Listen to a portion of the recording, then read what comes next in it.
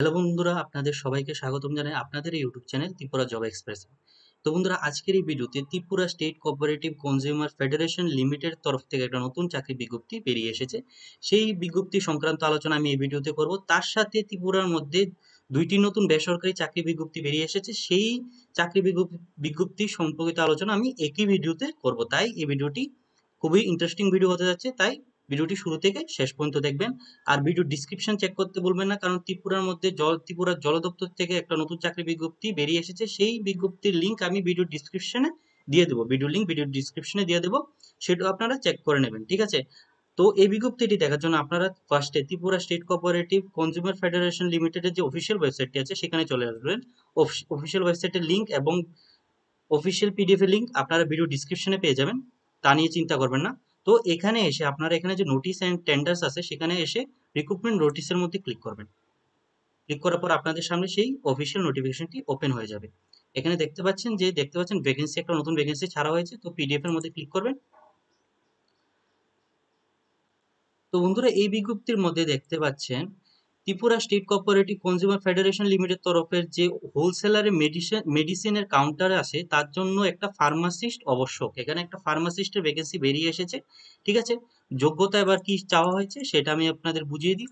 তো যোগ্যতা চাওয়া হয়েছে আপনাদের বি ফার্মা থাকতে হবে, ঠিক আছে? বি ফার্মা এখানে থাকতে হবে, ঠিক আছে? তো আপনাদের বেতনটা আলোচনা ক্রমে আপনাদের নির্ধারিত করা হবে।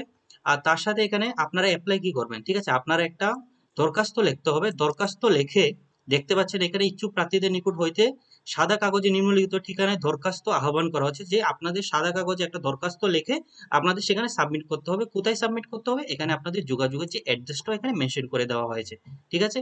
এই অ্যাড্রেসে গিয়ে আপনাদের আপনাদের যে দরখাস্তটা সেটা সাবমিট করতে হবে, ঠিক আছে? দরখাস্ত যে জমা দেওয়ানোর যে ডেটটা এখানে মেনশন করে দেওয়া হয়েছে, এই ডেটের মধ্যে আপনারা আপনাদের দরখাস্তটা সাবমিট করে দেবেন, ঠিক আছে?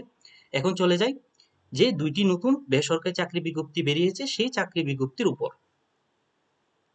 তো দেখতে পাচ্ছেন এই বিজ্ঞপ্তির মধ্যে বলে দেওয়া হয়েছে যে একটি এডুকেশনাল কনসালটেন্সিতে কলিং এর কাজের জন্য এখানে কলিং এর পোস্টে নিয়োগটা হচ্ছে, ঠিক আছে?